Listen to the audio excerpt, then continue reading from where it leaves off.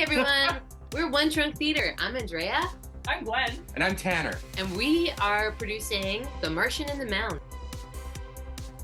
The Martian and the Mound is a new play that explores the history of southern Manitoba from the western interior seaway to the end of human civilization in 90 minutes. So One Trunk Theater traveled down to southern Manitoba, specifically New Brickthal, Altona, and Morden. We held workshops in creating content for this play. And from that content, Andrea smushed it all together in a beautiful script. And now we're working with artists and creative team from Winnipeg and from southern Manitoba to produce and create the show all together. We were all working on different projects rurally, including theater project Chautauqua, which was super inspiring for us, and doing some film stuff in Artburg. Yeah. And we had a great relationship with the Pinawa Players, where we started doing some collaboration with them. And then our travels led us down to southern Manitoba, and we started to get to know the community there. We wanted to basically collaboratively create a play with that community that we were working with, but also we really wanted it to be like a really kick-butt script. So this is kind of like a bit of a hybrid approach where it's not like totally collaborative creation where we've got a lot of different content from them and then honed it. I kind of honed it as a solo playwright into this final product, and now we're co-producing it.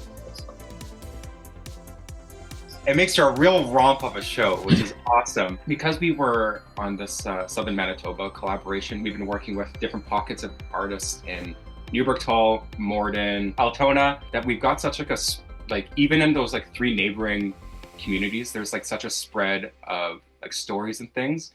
And we got together with some of our collaborators in New Brickthal during a workshop, and we put all the scenes in like a timeline on the floor. And there was just like so many good stories coming from like both prehistoric to like imagined futures and like things that we've learned about or dreams and like what people are hoping for that happens in these communities in the future.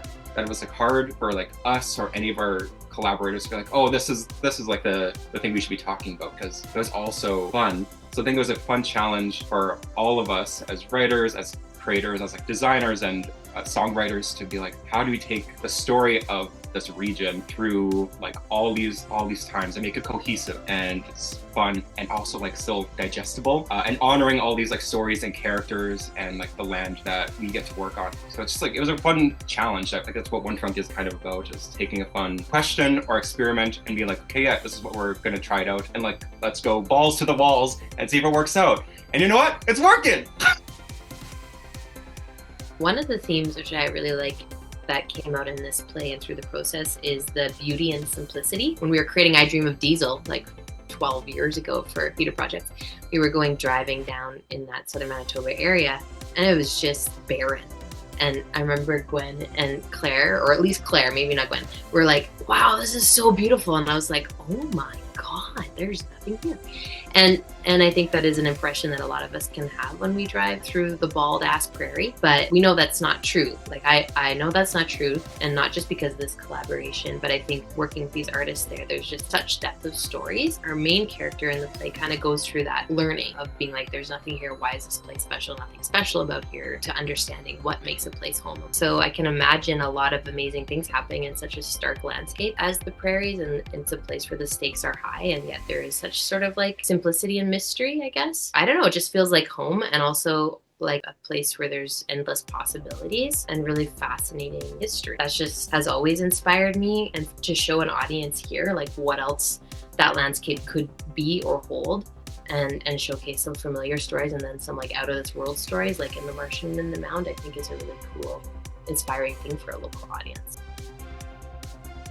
Because it's sort of spanning across many different timelines, that it will like encourage people to like reflect on their own personal stories of the past, and also to help them imagine the future, because we've collected all these different stories from a bunch of different people in southern Manitoba. We're hoping that everybody sees a little something of themselves in at least one of these characters. Especially with mounting The Martian and the Mound in Winnipeg, to like remind Winnipeg audiences like how beautiful Manitoba is in like our own backyard. And there's like so many cool things to experience in this province, and I think we take that for granted. And all three of us and theater projects, like we've all had the privilege of being a part of different pockets of communities and like engaging with so many artists and citizens and learning so many stories and going to different events and community halls. That there's such a beautiful abundance of things happening, and it's such a rich culture that I feel like we forget about sometimes. So to serve it as a reminder of like, there are so many cool things happening. Like Newburgh Hall is an hour away, and it's like such a cool place to like visit.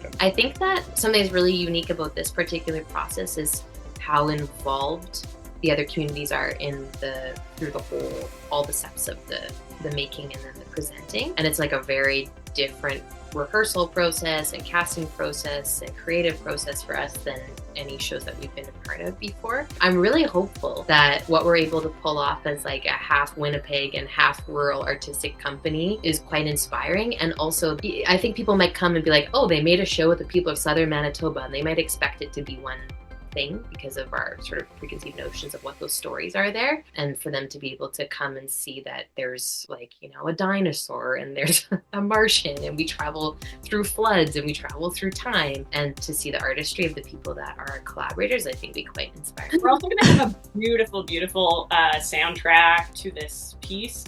Paul Bergman and Andrew Braun are two amazing artists from Altona, and they have been hard at work creating a beautiful sound landscape for this piece. Some synthy, sexy beats, some romantic, wispy tunes. What else? Ooh, that's very No, good. that was good. Some Out of this world sound effects. and guitar. For me, I'll say that I haven't until recently seen myself as a solo playwright. So I feel like a lot of collaborations to date have all been with a lot of people, which has been great. And I think I learned a lot from that. But I feel like in this particular draft, I was able to sort of steer the story a bit more and feel like I had permission to honor everything that was given, but actually really work on making it a great script too.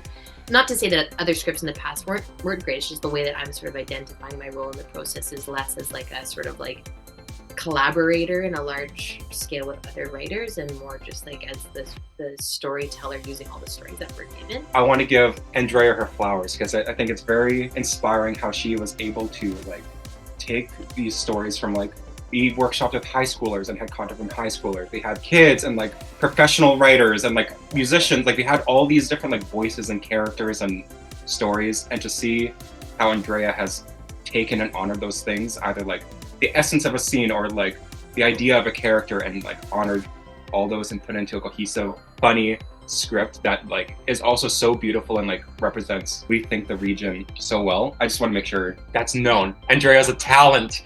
A boon to this community.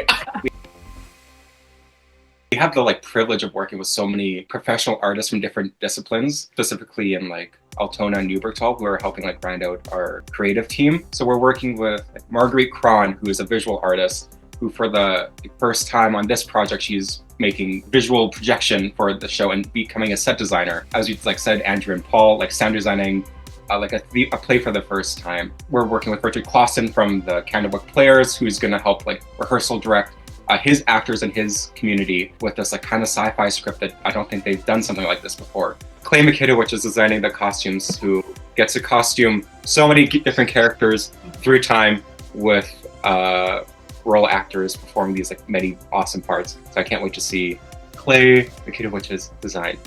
So it feels like the theater is the only way that all these artists could work together in this container, and we can all both work at exactly what we love doing, and also like it's a challenge for each of us in like a beautiful, beautiful way. And there's learning curves for us, for the actors, for the creative team. There's like learning that's happening all the time, and I think that's what One Trunk loves doing, is like asking a question, an experiment, if you will, and like testing it out and see if it works. And the fact that we've been experimenting on this for like a number of years now, and we get to like share the results with so many fun communities and people, I think is so sick. And I think there's no other way that these artists can all like showcase their skills together. There's something like so magical about this live storytelling. We collected stories from the Community Exchange in Altona. They do a bunch of amazing work, including like Muffin Mondays. We sort of sat ourselves down at a table there, and different community members came and visited us and told us their stories. And this one fellow was telling us a story about he remembers as a child there being a really crazy snowstorm in the area,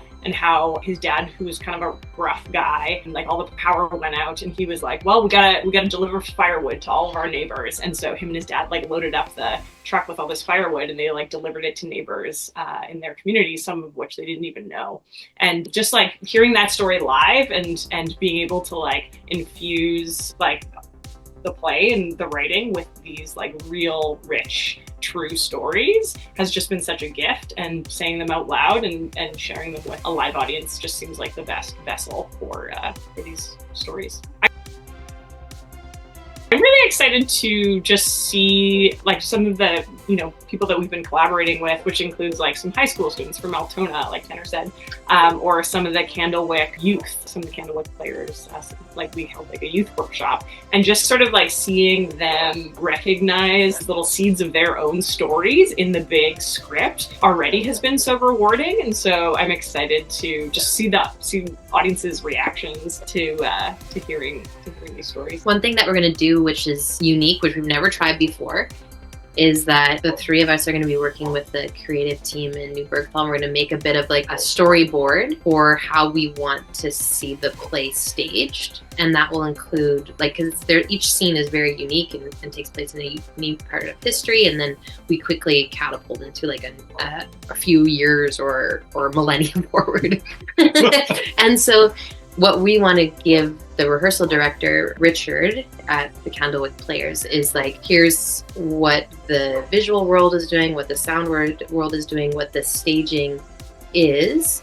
And then he's, between each of those scenes, then he'll rehearse the actual like scripted scenes, but he'll have a template of like how we would like to see the movement happen, which I think is it's going to be an experiment to see how that works. And I think adding in that layer of the visual storytelling and choreography, which Tanner will do, is very much like in the One Trunk world, to see that now we have the script, but what are the other layers that we can add on to enhance the storytelling, and how do we give that blueprint over to the rehearsal director so we can maintain our artistic sort of dream and goal for the piece, even while we're working here and they're rehearsing in Morden. So that'll be fun. That'll be a fun little try. Yeah. And I think I'm excited to see this show get mounted in 3 like very different venues over the course of like a month. Like it's going to premiere in like a barn loft. It's the same production in 3 different places. So to like see, we're working with Louisa Beans is lighting designing, and I'm so stoked to see how they like adapt their lighting design for this like barn in New Bergthal, like community theater hall in Morden, and then at the Gas Station Art Center in Winnipeg, and to see how this like little tour at mounting these 3 productions so close together, what we learn each time we do it, and like how these different spaces and like different communities react to like the different stories. I think it's going to be so cool. Beauty in simplicity. Okay, this has a hyphen. Prairie party through time. There's a hyphen on prairie and party. It's sincere, silly, and it's a romp. You couldn't think of another S word. Romp is good. Romp is good. better. It's hilarious, beautiful. That's a romp even. It's a romp. The romp.